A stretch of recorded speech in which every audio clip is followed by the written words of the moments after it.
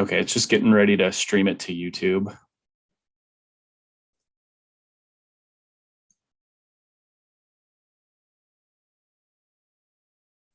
Can we tweet out the link? I don't know. I mean, I kind of want to just try it and see if we can get the hang of it first. Okay. All right, we're gonna go. There's a fucking button in the top left where literally you can just copy streaming link. On YouTube? Yeah. I'll tweet it from mine. Fuck it.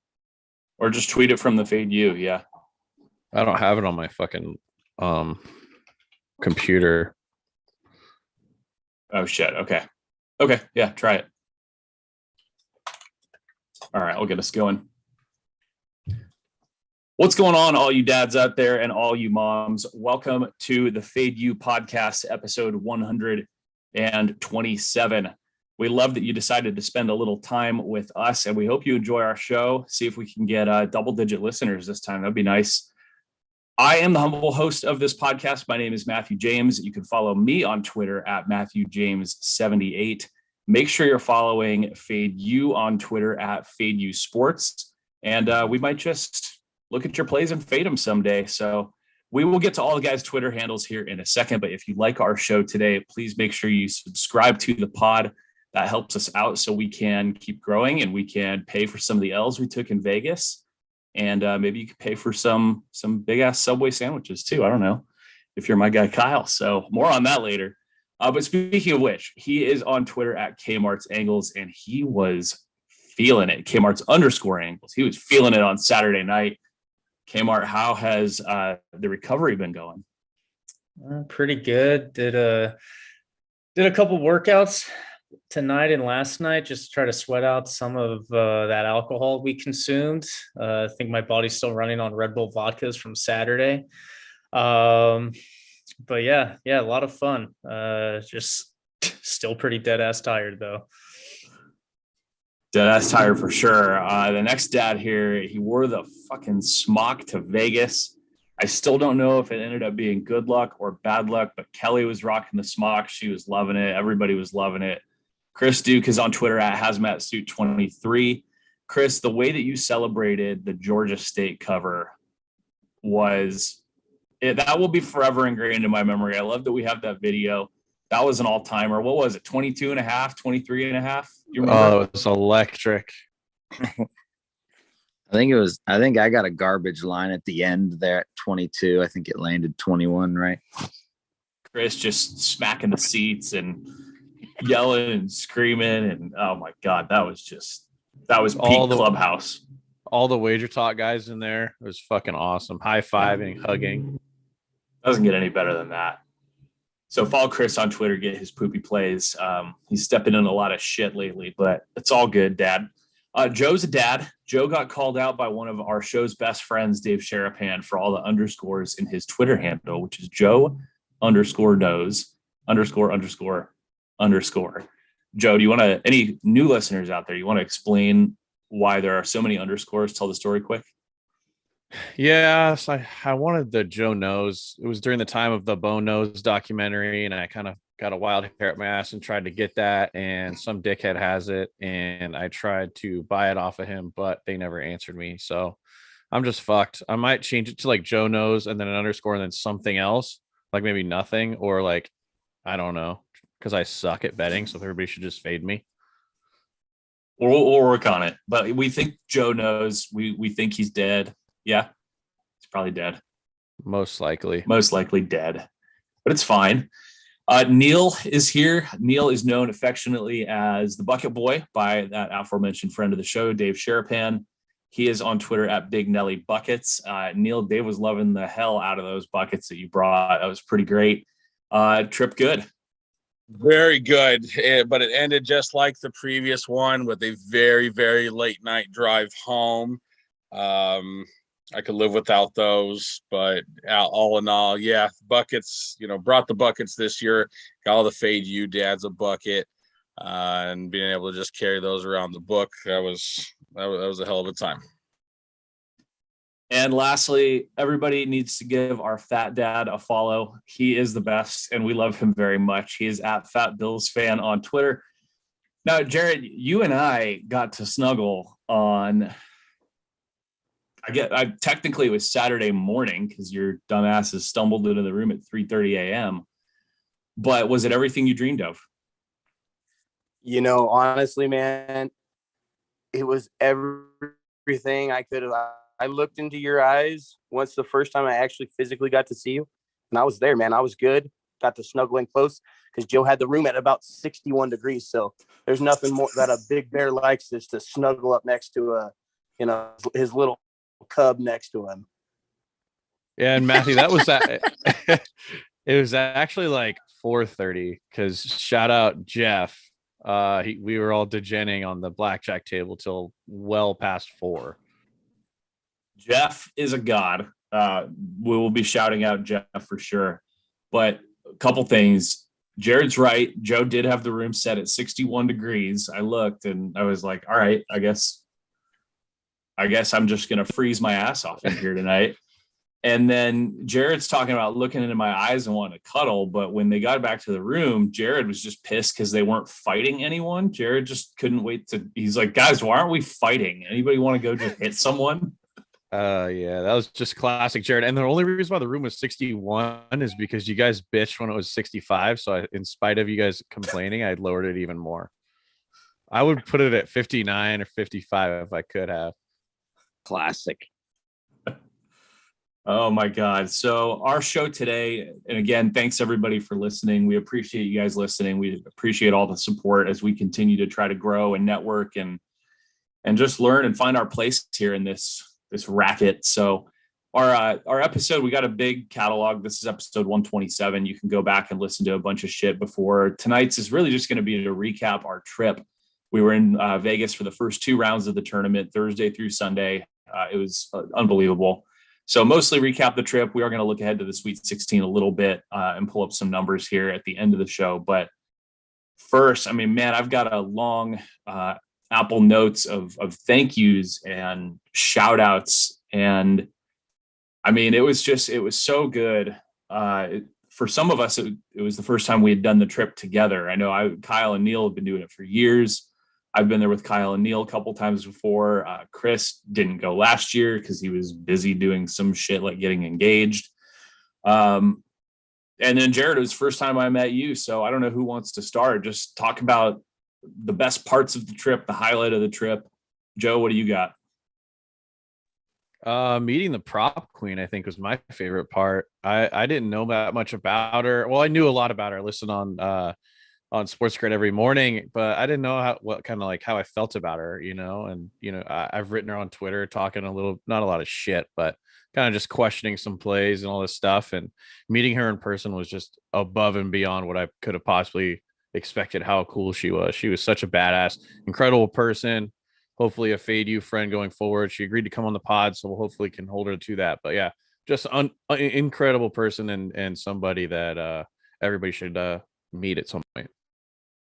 Yeah, Ariel could not have been nicer and more down to earth and more genuine and just fun and awesome to talk to about, being a Yankees fan and her love of baseball and all that stuff was just really, really cool. So awesome opportunity for us to be able to meet her. Chris, what about you? Best part of the trip? Well, it's kind of a mix between the best and the worst because it was where I lost my most money, but it was probably where I, just connected with my dad, Joe, like we always do, and looking at him in the face after 4,000 beers, 2,000 Cabernets, and a couple thousand gins, and going, when are we going to leave this blackjack table with Coco dealing the cards? And he says, when we're fucking dead. And I said, well, Yeah. then I guess we'll fucking stay a little longer. That was that same night where we came into the room very late, and I don't know where Jared was. Well, apparently he was on the roulette table because Chris took an electric picture of him. But no, but yeah. Coco, shout out Coco and her wife Megan. They were incredible. They did not like Jared because he was being kind of a dick to them, and I had to apologize a couple times. But Coco did get us paid, and I used the bank of Jared that night, and I was able to pay him back everything he gave me. So that was nice. Good times, good drunken times on the table. That's hilarious. Neil, now they're talking about Friday night. Now Saturday night was something else altogether. Unfortunately, our dads had to leave on Saturday after the pool. Chris and Joe had to leave, so that left the rest of us to fend for ourselves on Saturday night. And I was at the casino not as late as those guys were Friday night, but you guys kind of stayed in on Friday night, but then were ready to get after it on Saturday night. And I just remember, so I had to check into my flight Sunday morning. So kind of all throughout the night, I was kind of like freaking out, like I got to get checked in. So I keep waking up and I keep looking over next to me, and the bed is empty. And it's like 1 a.m., 2 a.m., 3 a.m. Bed's still empty. Where are those guys? Are they dead? What happened to Kyle? Because Kyle was feeling pretty good when I left people down at the casino. Neil, do you want to talk about what sort of happened there? Oh man, a lot happened. And it's still the reason why I don't have my voice back fully. But so we decide to go to Fremont Street. And kids out there, if it's like after 11:30, just don't go to Fremont Street, because like every story you'll ever hear somebody say was like, I don't know how many times I've heard a story end with, and it's 4 a.m. and all we want to do is get the fuck out of Fremont Street as fast as possible. Well, this was one of those nights. I'll just fast forward. We end up going to a spot called the Cat's Meow, a karaoke bar, right there, like on the second story, but overlooking like the Fremont Street there. And we're there until, I don't know, 4 a.m.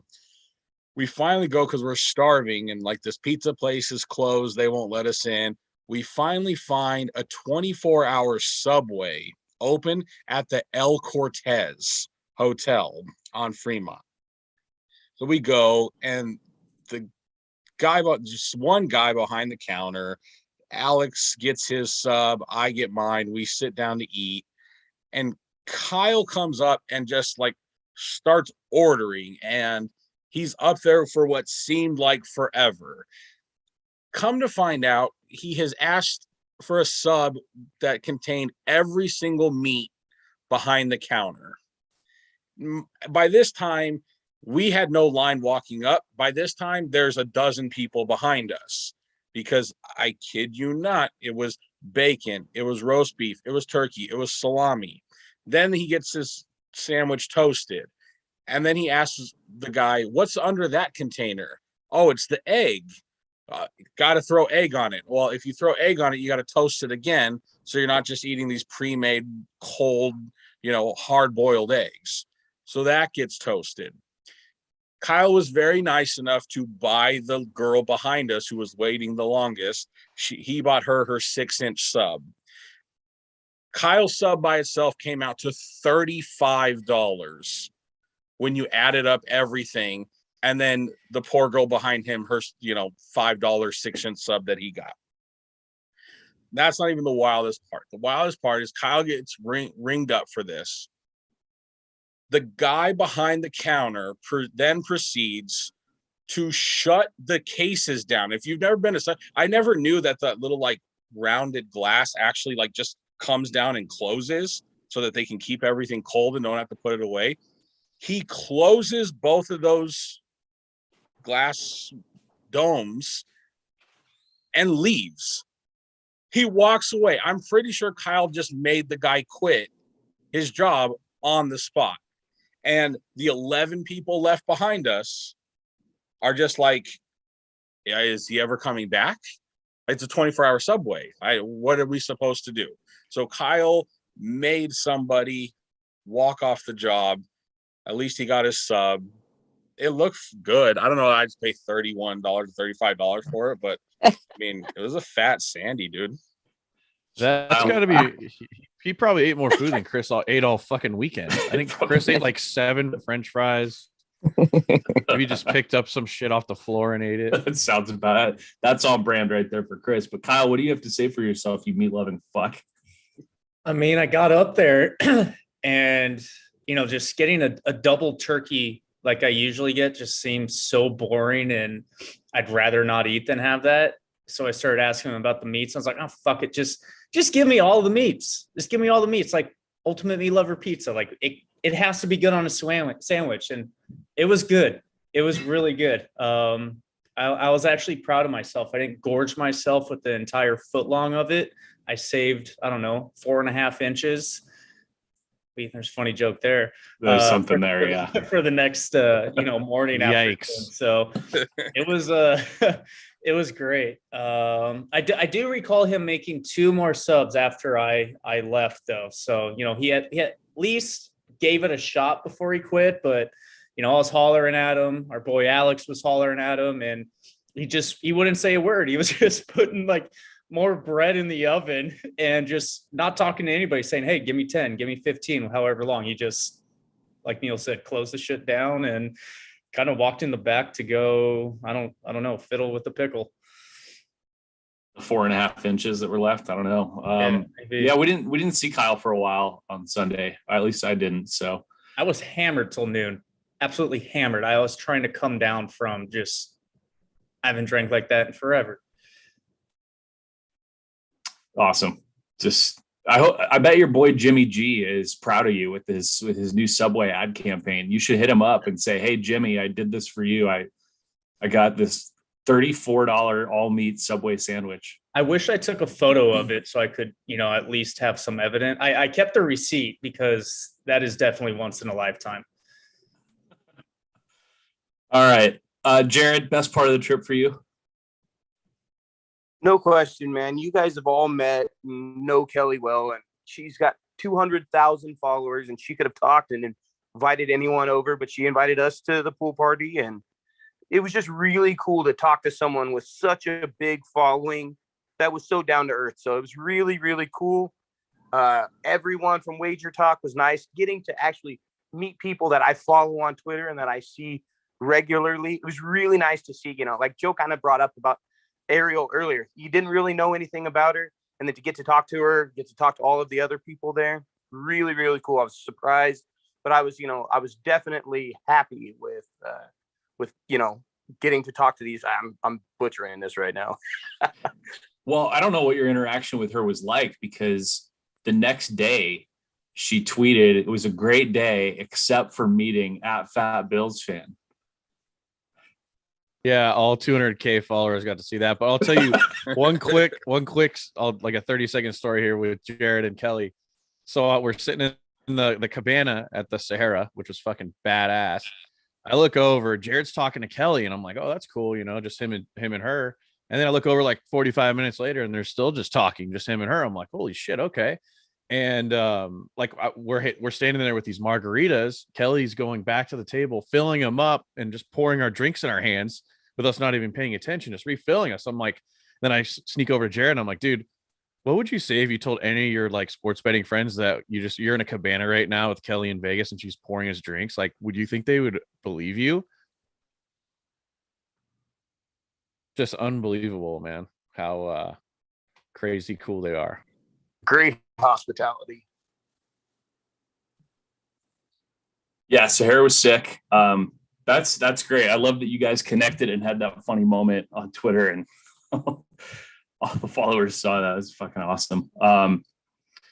Man, Chris, speaking of Kelly, can you say enough about just what a mom she is? For really, I mean, the whole reason we're even all there is probably because of her and the friendship that we've created with her going back to what, August of 2020. Is that when we met her? Yeah, you guys, we used her for the proxy, and she was so cool that day, and just hanging out with her when we went for Joe's 30th in the clubhouse, just me, Carson, and him.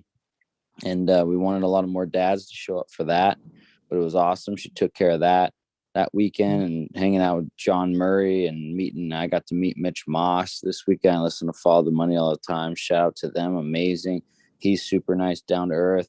Ariel, all these guys, Adam, Brett, all of them are so awesome, man. It's so cool to know there's just people out there just like us that, it doesn't matter how many followers they have. They're just like us, want to have a good time, bet on sports, get fucking a nice buzz on, and hang with the dads and moms, I think we were well past the buzz for 99.7% of the trip. It was just a complete either black or brown out. Gotta echo what Chris said about the Westgate. I mean, the hospitality at the Westgate and in the clubhouse was unreal. I mean, we owe Kelly more than we'll ever be able to repay her for just kind of giving us these networking opportunities. I mean, the clubhouse was awesome. The servers were great on Thursday, just bringing stuff all day. I mean, the buckets of beer, it was like every 5 minutes. Joe, Chris, right? I mean, it was unreal. Yeah, the buckets of beer all over the place and spilling Jeff's Mountain Dew 19 times in the fucking clubhouse. Yeah, that guy and his Mountain Dew. Oh my God. But the servers were great.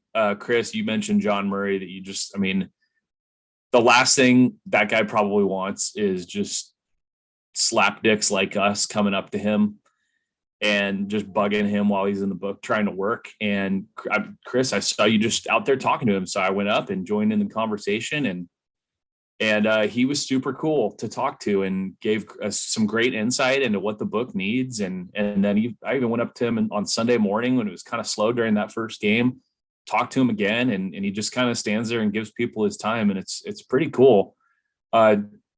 Chris, who else do you want to shout out? I want to shout out our boy Uncle Ben. What's his Twitter handle? I want to follow him. He's hilarious. He'll just knock out wherever the fuck he is. Super nice guy. It's like Ben in Nova Scotia or some shit. Oh yeah, he's from Canada. He's cool as fuck. You wouldn't know it. A lot of the other Canadians are like and Ben doesn't sound like that. He's just sounds like one of us. But he was there and always wrecked and got knocked out and slept, and Ariel poured some water on him. He's like, if it wasn't her, I would have done something, but it was her little ass. So he didn't give a fuck. But Kelly did the same thing with champagne. After they got back from their dinner, they poured champagne on his face when he was asleep in the clubhouse. He's so sick, dude. And then he's such a god that happens, and he just goes right back down and right back to sleep. Yeah, he could tell he was furious, and he saw it was Kelly, and then he was just like, and then just fucking back to sleep. Unreal. John Murray was great. Who else? I mean, Chris Thurston and Adam and Drew Martin, just getting to talk to all those guys. And of course, some of the other Wager Talk guys. I got to talk to a couple guys that do some hockey. I got to talk to Carmine. I got to talk to Andrew McInnes. Man, everybody was just really cool. Who else wants to jump in and just shout out somebody you got to talk to or somebody that made the trip worth it? And shout out CT Betts real quick. Good. Yeah. Thanks for the Viva. CT. Your brother was there. Good ass shit. He brought like fucking 20 cases of Viva. Awesome. It's going to come to California soon. I know his brother's up in the Bay Area. They're getting it there. Hopefully it comes to SoCal soon. Awesome. Thank you, CT Betts. I know we're all on a sides together. Michigan, sweating Michigan. They beat Tennessee. Awesome. So fun by the pool. Good shit. You guys are awesome. Hopefully we can go see you and catch a Red Sox game in Boston this year. We got to discuss our boy Brett too. Oh, Brett, legend. God, dude, I thought you guys were gonna fuck it up for him too, because he was down hanging out with us and he was pretty intoxicated. And Kelly in our group chat text us said, "Hey, how does Brett?" And then somebody was like, "Oh, he's wrecked," and I'm like, "Oh no, don't fucking say that." I was like, so I said, he looks pretty sober to me. Like, don't throw the dad under the bus, you know? And he was just, man, what a time. He was on another fucking planet, but that's why we love him, because he was just hanging out with us. I mean, we were all pretty torched too. To say like he was on another planet, we were like 97% of the way there. It wasn't like we were sober. No. But yeah, he was so godlike, all hungover, but then 2 hours later, he's pounding down tequilas again, and then it was just godlike. We love him, even though he's talking a little shit on Twitter, but it's fine. We still love you, Brett. What did he say on Twitter? He said, if I never see you guys again, I won't be sad about it. Until we sign up next year. Until we sign up next year, yeah. Yeah, Brett, we'll see you in August. Yeah. We got to book that so we take him out. Just a short few months away, Mr. Brett. We'll make the appointment under a different name. and then it'll be us showing up, and he'll just look at us. I'll walk in. Oh fuck. We should be Yes, do it Brett, under that like was me. Smelly poop in the clubhouse. Yes, that's the smell. Yes, Brett. can somebody be the circuit entry Brett's side piece? Imagine him having to put that ticket up there. Imagine the name being on the check. That'd be so awesome. Oh God, that would be incredible. Yeah, Brett was unbelievable. What a fun guy to hang out with.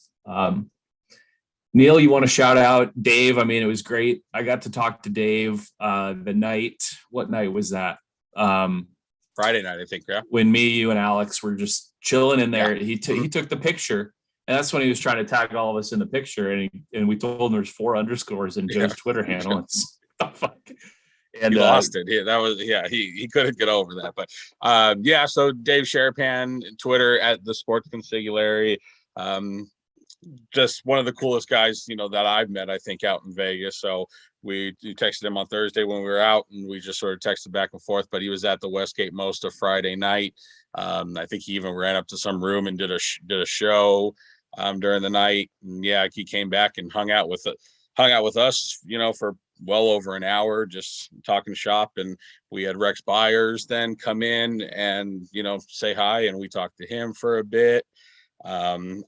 The one story that I thought was cool was Dave was at Cosmo with some of the guys on Sunday. So Alex and I went down where we were out down at the Strip, and so we meet up with Dave real quick, and Dave knows that I'm a Dodger fan, and he goes, "Hey, look who was sitting right behind me." And I look, and he's like, wait for him to turn around, and guy turns around, and it's Oral Hershiser. I knew it right off the bat, the Bulldog. So that was just sort of a really cool little moment that Dave had Oral Hershiser sitting right behind him at the book. But just one of the nicest guys in Vegas. Super fun, super funny. And Matt, right, you got a little shout out on his show yesterday. It was one of the stories that he liked the most from the weekend was your Canes and Canes parlay. And Jared, you were with me on Sunday evening, right? I mean, everybody else was kind of gone by then, because Neil and Kyle and Alex had gone to Benihana, and so we're just chilling, watching the end of those last couple of games, and I see Dave, and so I kind of wave at him, and he comes over. And Jared, how long did he talk to us for? It seemed like it had to have been close to a half an hour. It was quite a while there. But I'm going back here. Dave had oral. We missed that right there. Dude, when he said that, my ears perked up a little bit. Jared, how much was he loving that Hurricanes parlay that found a way to not hit? Oh, horrible, man. He was so excited to tell that story on the podcast the next day.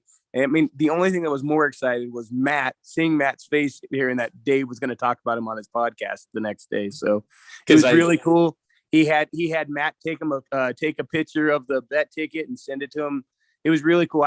Again, like I said, I was saying earlier, it was refreshing to see all of these people. It seemed like they cared about us, and valued our opinions and wanted to talk to us and, grow it, And it was cool too when he came. I think it was Friday night, and he's like, "Hey, does anybody have any like drink tickets or anything?" And I gave him one, and he comes back with like a big ass glass of wine, and he's crushing pizza with us. For the sake of myself, I don't remember what the hell we talked about because Dad may have had one too many, or maybe 17 too many, but it was still a good time. That was the Globetrotter jersey, just Electric City with that thing. Yeah, that was pretty sweet. All right, let's shout out Jeff, our boy Jeff. What a cool guy to meet, and talk to him a little bit about his service and how he's friends with Zach Johnson and shit. Like, and the dad was he was feeling the over in Auburn and Jacksonville State. And that was, I think, the second game to tip off on Friday. Does that sound right? So it's pretty early. I mean, that's like a Yeah, I think so. 9:40. It was a 9:40 tip maybe. And he was right on the number there for most of the second half. And he's sipping on his Mountain Dew. And then it's getting right down to it. Like he needs a bucket with a couple minutes left to hit his total and go over. So he sets his Mountain Dew down and he's getting ready to cheer. And so it hits and he's freaking out. He is the whole the whole left side of the the thing was just going crazy because we were all starting to root for him at that point because nobody really had a lot of action on that game. And he was just like, it was awesome. He's yelling at the TV. He's like a foot from the screen. Oh man, it was great. Yes, his Twitter is at Jeff Buff 73. So everybody go give him a follow. And so how did the first Mountain Dew spill? The first one, I was sitting in front of him. Joe spilled it. Okay. I spilled it. I was sitting in front of him and he had his backpack kind of like next to the chair I was in. And I got up in my drunken stupor and turned around and kicked the backpack, which fell over and hit the Mountain Dew. So then I was like, all right, cool. I'll go get you a new one, Jeff. He's like, you don't have to. It's fine. I'm like, no, I'll do it. So I wait in line at the bar for like 15 minutes and then met this cougar that was kind of after me in the elevator, which was kind of nice. And then they didn't have Mountain Dew at that bar. I went to the wrong one. But I did get a few beers, so that was fine. Joe, I just remember you felt so bad. You were like so remorseful trying to tell him that you were going to get him another Mountain Dew. You came back. You're like, man, they didn't have it. And so he leaves in like 2 seconds. He's late. He's back with another Mountain Dew. I don't know where he got it. I don't know where he got it. I have no idea where he got it. And I felt terrible. I don't want to spill his beverage. That's kind of something you just don't want to do. And somebody said Zamboni, and I was like, yeah, I'm not going to do that in Vegas. Suck it off the floor. No, thank you. So he comes back with a second Mountain Dew and he sets that one on the ground. And I don't remember what was happening at that time, but I almost knocked it over. My foot like brushed against it and I was like, oh shit. And then I think, Jared, did you end up kicking over the second one? No, Chris did. Chris did. Within like 5 minutes of him refilling it. Fuck that. I didn't kick over shit. You don't remember, but you sure as fuck did. Fuck no. But don't put your fucking drinks on the ground. Rule 1, 2, leave a backpack the fuck at home. So he's down 2 Mountain Dews. All right. So dad goes out to get another Mountain Dew. He comes back with number 3 and he spills the third one himself. And this is all within like 10 minutes. Half a gallon of Mountain Dew just laying on the floor. I'm not sure when I fall into the Mountain Dew kicking over place, but I definitely kicked one of his over too. Oh my god, that was. And I think you guys, missed. I think you guys missed because it was a little bit later after that. Because by this time, Reed all told him like, guys, Jeff, like it's time to just switch to beer. Like if you're kicking over Mountain Dews, you just need to go to beer. So this is probably a couple hours after, right? Because I remember I was helping the Wager Talk guys set up the table. The cake had been delivered. I'm at the door and he has finally a beer and he like taps on my shoulder for me to move and I move and then the door starts to close. It like hits him in the shoulder and he drops his beer. So he loses his beer later that afternoon. The whole beer, what the bottle like is on the floor. There's Coors Light like pouring out of it, bubbles everywhere. So he loses that one too. Once he finally switches to alcohol. So guy had a rough day with the drinks. Yeah, well, that rough day lasted until about 4 a.m. the next day with me, Jared, and Chris. So yeah, he was a good time and good guy. Jeff, we love you. We love you, Dad. It was great meeting you. One of the most fun people to talk to for sure. He was just hanging out both days. Our Mountain Dew spilling, blackjack degenning dad, Jeff.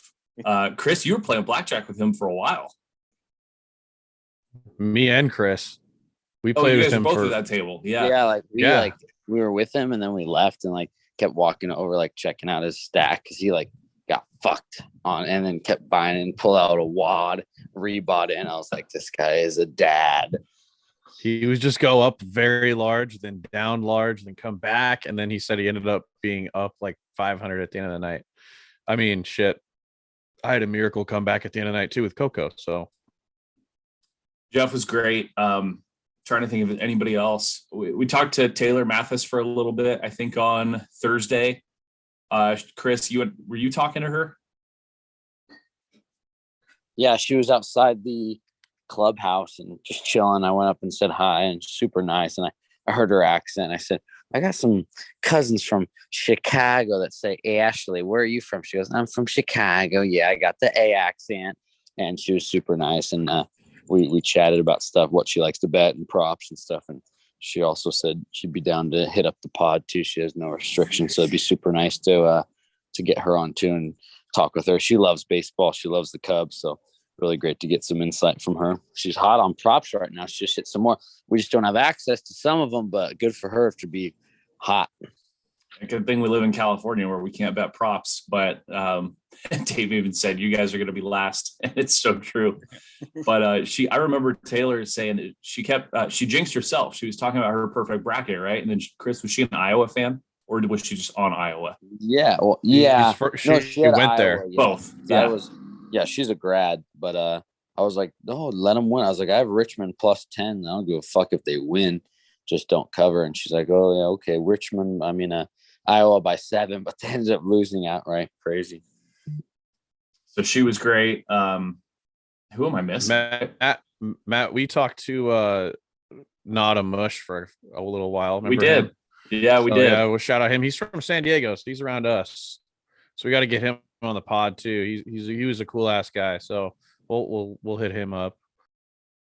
Did we shout out our server at Sahara that was bringing us literal pitchers of Red Bull vodka? Kyle, that's like your greatest fantasy is pitchers of Red Bull vodka in Vegas. Yeah. I think her name was Blakely. After Kelly left, we talked for, 10, 15 minutes, just about kind of everything, where we're from, what we do, what we like, blah, blah, blah. But yeah, I'm just having the time of my life, sitting at a pool, watching the end of basketball games and drinking the greatest drink on the planet, Red Bull vodka.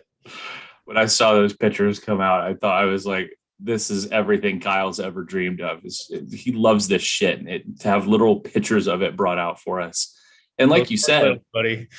Yeah, like you said, the rest of the group left. It wasn't even our group that was there. We were just invited and tagging along, and she was still taking care of us after everybody else left. She was super nice. Just a total sweetheart to take care of us like that. I don't know, guys. Are we missing anybody? She wasn't bad to look at either. No. I don't know, man. I don't know if there's anybody else. I'm trying to think if there's anything else really stupid that happened during the trip. We got plenty of really stupid things that could happen that we could talk about for like 20 seconds. Yeah. What do you got? Well, our dad, Jared, doesn't know how to swim, so it's kind of a funny trait. So we were kind of busting his balls all weekend. And Chris, me, and Jared Saturday morning, we're walking to the Sahara, and we could literally see it. Like you could see it. You could just sort of walk fucking straight towards it. It was easy, big parking lot. And Chris is like in his phone trying to find the fucking directions, and he kind of realized that he was being stupid because we could see it. And he looks back and he goes, "Well, I had to fucking check that there's no water, because if there's water, we're fucked." And that was fucking hilarious. It probably doesn't hit right now, but goddamn, in person, that shit was hilarious. I was hoping we would have collectively won a little bit more so that we could pitch in and get Jared some swimming lessons. No, the dad's having a pool built in his backyard. He'll be able to just wade in on his own and fucking figure it out. Right, Jared? That or this will be my last podcast ever. We'll find out one way or the other. Oh God. Anybody got anything else? I think the lack of food that Chris ate was fucking unbelievable. That dude, he had breakfast with us on Friday and we didn't eat all day. And then Saturday he had like half a bowl of was it shrimp? Like a shrimp bowl thing. He had like half of that. Didn't eat all day again.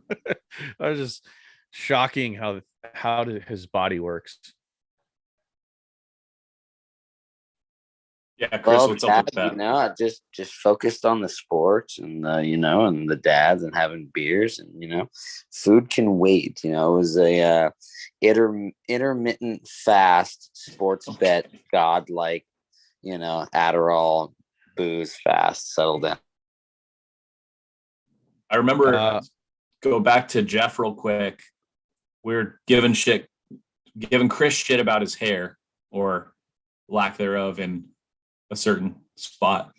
And Jeff had his back, Chris. Jeff was in your corner. He said, "That's golf hat or golf head or whatever." Thanks, Yeah. Jeff. And Thanks then for knowing that's just hat hair, Dad. And then I was just I start laughing, and then because I took a picture of his huge BS, we're calling it at this point, short for bald spot. And I go, "Hey, Kelly, what do you think about this?" And I showed her the picture, and she was like, "Ooh, he needs to get that taken care of." Oh God. Hey, Kelly, you didn't tell me about that. Haberman and Middlecoff, we're gonna hit those guys up. Shave it or save it. We have to. We absolutely have to. It has to. All right. Anything else from the trip that anybody wants to get in there? No, I mean, we only because my mom might watch this. I'm good. We'll save some stuff for the director's cut. If anybody wants to hear the real locker room talk version of any of these stories versus we have a lot of other stories as well, you can hit us up. We'll talk about them with you. Yeah, Neil and I can probably have the whole episode on the cat's meow. Oh my God.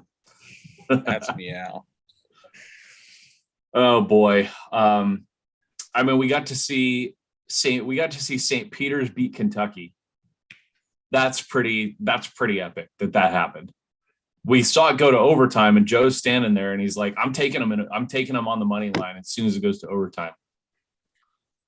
That was a good hit, Dad. Yeah, that was a heat check. A couple of us dads had to go put 100 on one blackjack hand because he cashed that.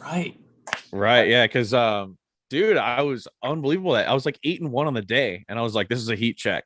I'm like, what do you guys think it's live? They always lose in overtime.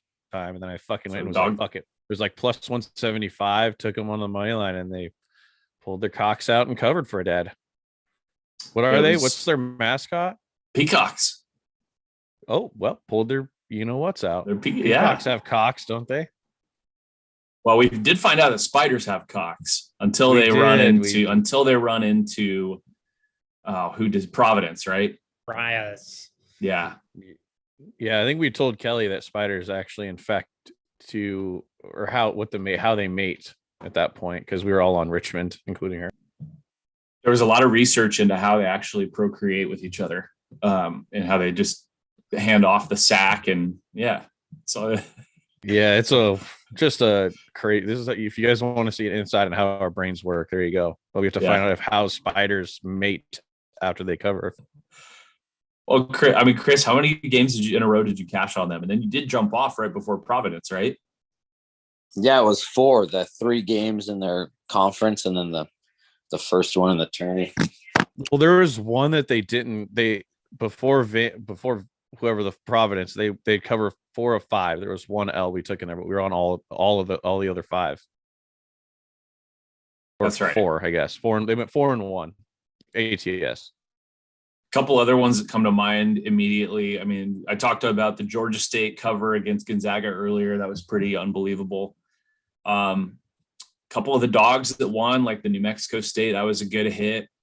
Who else was a dog that won in the first round? Help me out, guys. The 2-12s, 12 and 5s won, or 12 versus 5s. It's the lower seed one. Or was it 3? Richmond.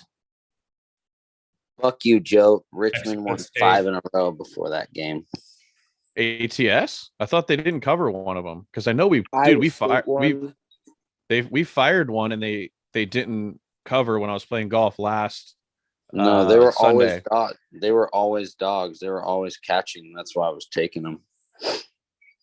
I know that, but they didn't beat cover Rhode Island, VCU, Dayton, Davidson, Iowa all outright. Oh wow. Maybe I'm just dumb.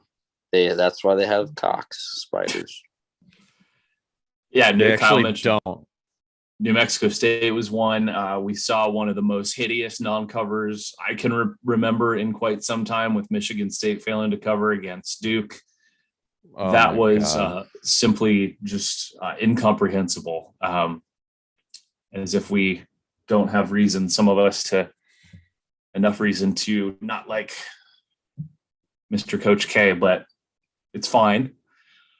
The end, oh my God, the end of the Arizona game. I mean, you guys were in Benihana, right? Watching it. The end of the Arizona TCU game was just like, Yeah, we caught the peak. last 2 minutes in overtime at the book with Dave. Yeah, we were in the book by then. Yeah, that was pretty good to finish the trip on.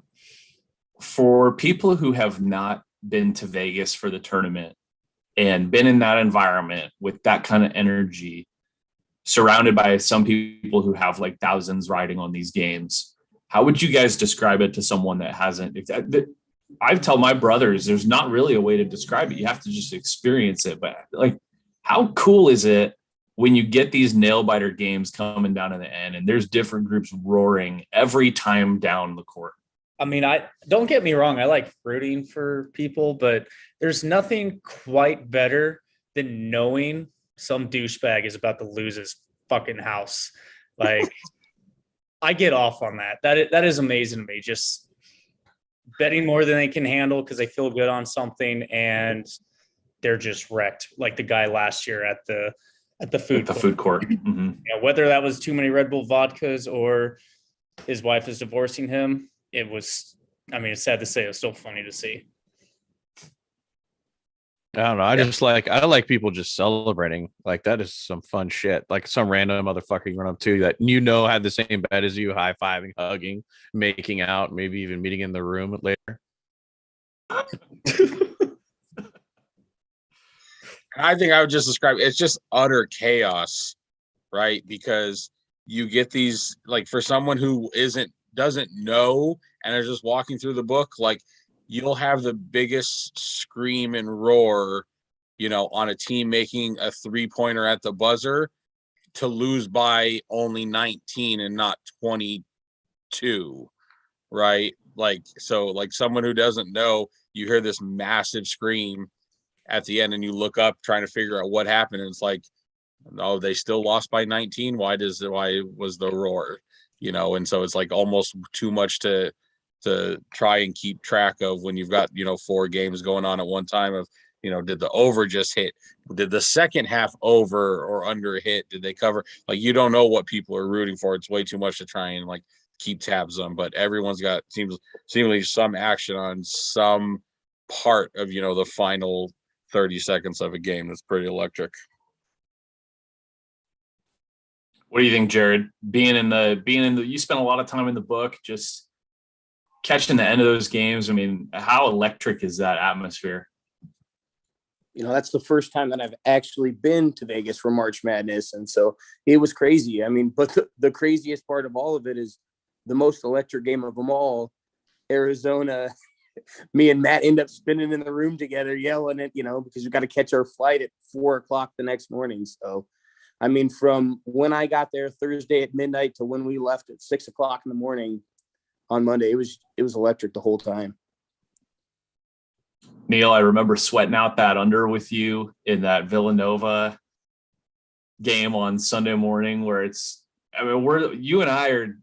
almost like we're planning like chess moves, right? Like, we need this to happen and then this to happen and then this, and then there's maybe a chance, and trying to just telegraph like multiple possessions at a time. I mean, those kinds of sweats with your buddies when you're on a game together, it's just, I don't know how it gets better than that.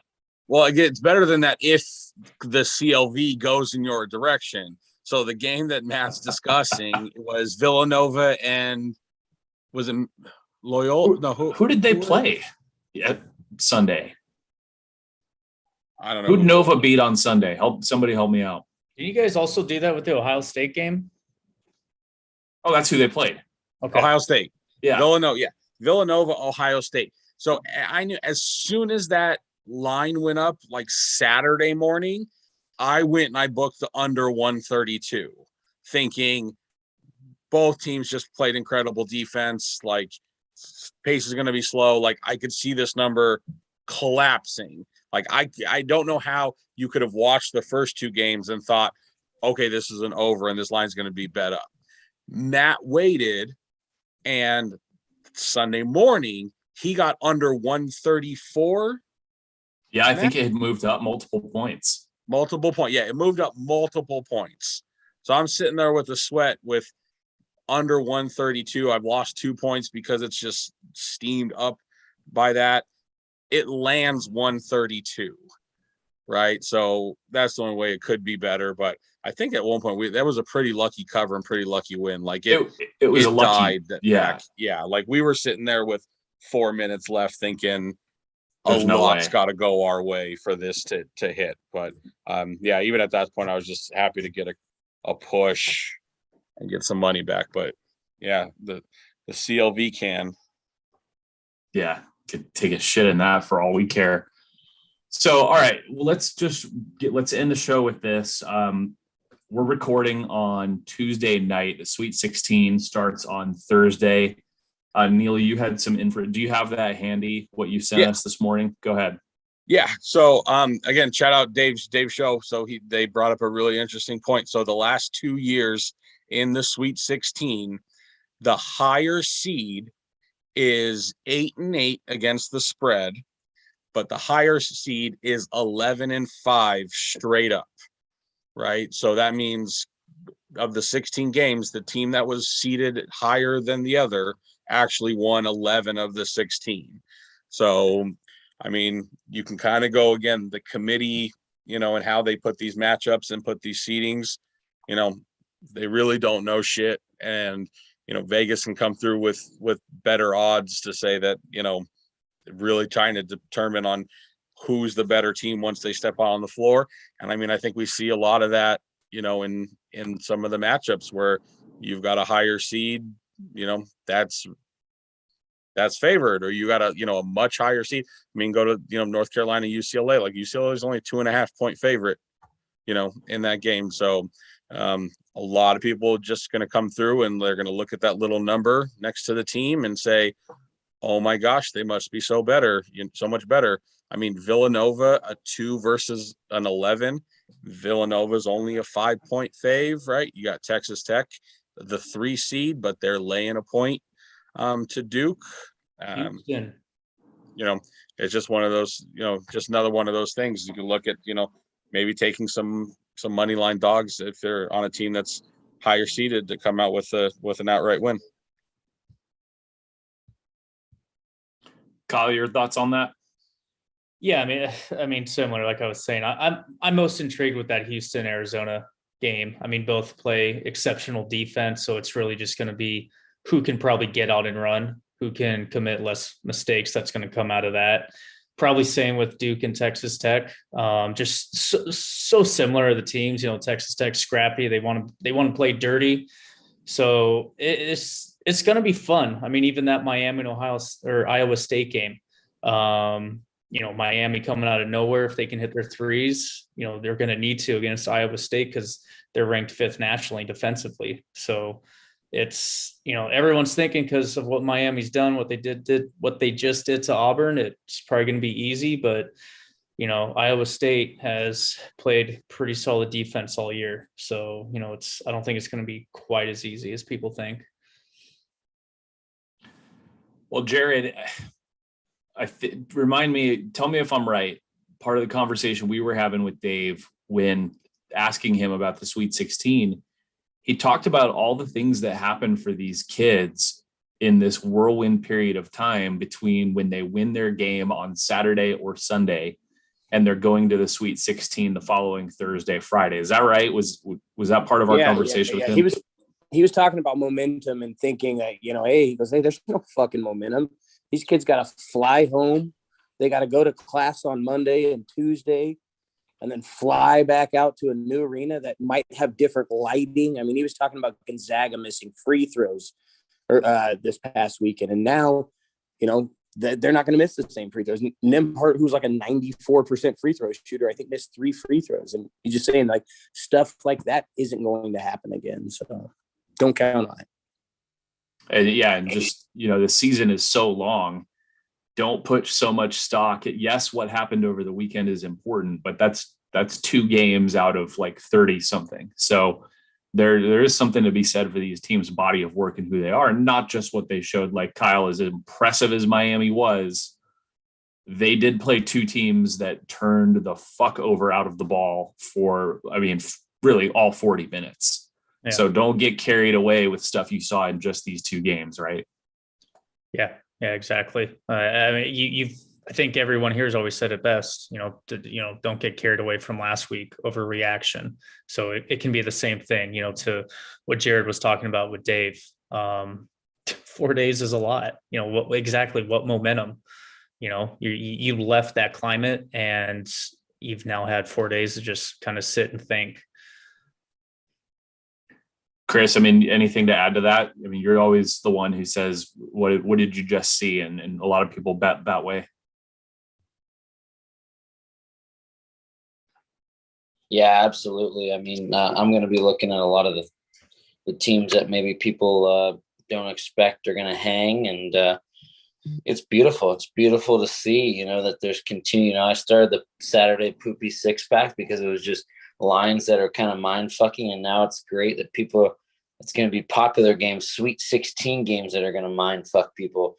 Well, wait, why is the 3 seed favored over the 2 seed? Why is the number 1 seed Arizona, who has the best record in the nation, only laying 1 to Houston? Why has the line gone down? So it's great. Even Villanova, the 2 seed, only laying to 4. They probably think that's free money against Michigan. So it's good to see. I'm going to be interested. I hope the dogs are barking. I know it's probably going to be closer to 50-50, but we'll see if we can get some doggies.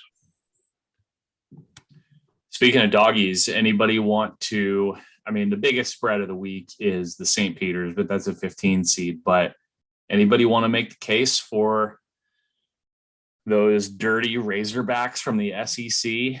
Everybody's making fun of the SEC right now. LOL, Kentucky, Auburn, see ya, Tennessee. Thanks for coming. Arkansas, can they hang? Can they maybe do it outright against the always number 1 Gonzaga? Well, I'd say real quick, because I feel like this has Chris Duke, the answer from Chris Duke written all over it. But I want not only, right, Matt, have we seen all these other SEC teams go down, but the Arkansas's run has been super unimpressive, right? You had to sweat out a 4-point win against Vermont, the 13 seed, and then you sweated out a 5-point win where they looked awful against New Mexico State. Right. So they played a 12 seed and a 13 seed. They won by a combined 9 points. In addition, then to what, the SEC's done in this tournament. And now you get to go face Gonzaga. What say you, Chris Duke? So true. Neil, I was just going to say that. Yeah. Cause I was on the Aggies that day and I remember driving home with Joe and just being like, God damn, this game is fucking ugly. I was like, it was probably, I think it was one of the most under games besides that Loyola Chicago one. It was just like a disgusting game. Nobody could score. Aggies ended up covering. Of course, Arkansas got the win. But yeah, you're right.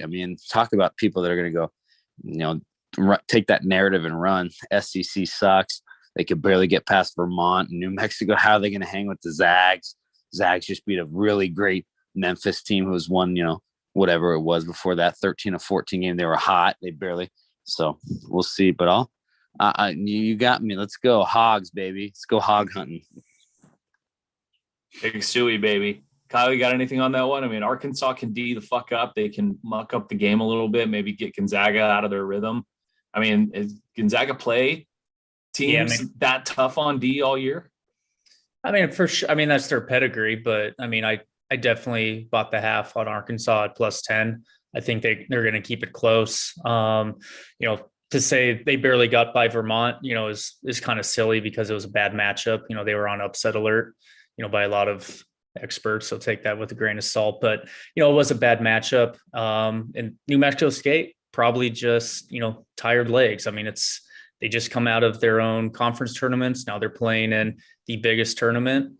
And, you got nerves, you got tired legs. So, this is great. They got the rest and, give me those 10 points all day. And I think that's down to 9 now. So, a lot of people are thinking the same thing, which maybe means it's a bad bet. Oh yeah. We'll see. Some great matchups. So, I mean, what do we got? UCLA versus UNC. I mean, that is just a classic historical blue blood matchup right there. That's going to be outstanding. We'll see what St. Peter's can do for an encore. I mean, it's been a few times now recently that we've seen one of these really crazy double-digit seeds. We saw it last year with who was it last year? Was it Oral Roberts? So we looked at. Roberts. Yeah. Well, that's 2 Oral mentions on the show. I think that means we're going too long, but we'll see what they can do for an encore. If those guys can go back, regroup, come out. Anybody know where they're playing? Where that regional's at? I don't know. I know the West one here. So we haven't talked about Scotty yet. Scotty's our other guy. Not really in the Fade U group, but it's a guy I know personally. I've known for a long time. He was a great part of the trip as well. He lives up in the Bay Area, so he may try to make it over to the Chase Center for the Sweet 16. So, Scotty, it was fun cashing tickets with you. I hope you get to go see some more games. But, man, anybody got anything else before we wrap this one up? One more thing about Scotty, dude. Blackjack was pretty electric with Scotty. He was up a shitload, then down a shitload. Then he was like, fuck it. He had 100 left. Black chip, played it, won. He just was a madman. So it was really fun. Scotty, you should call him Scotty Moneymaker because he was like a chip, a chair, and a prayer, and he just fucking hit his last chip. He got down to his last chip at least 3 or 4 times and came all the way back and then some. He loves himself some blackjack, that's for sure. So, Scotty, we had a great time with you. Had a great time with the dads. Thanks again to everybody, Kelly, all the Wager Talk people, everybody we met, everybody we talked to on the trip. Just had such a fun time. Can't wait to do it again next year, hopefully. And everybody, if you listen this long, thank you. We appreciate it. Follow us on Twitter at FadeU Sports. We'll make sure we get all the guys tagged in it so you can follow all the dads on Twitter. And we'll be back. We'll be back next week. We'll talk about what we saw in the Sweet 16, the Elite Eight. We'll always bring more funny stories and shit talking each other, and we have a good time here on this show. So let's get out of here with this, Chris Duke. What happens sometimes when you bet on poop, like Georgia State?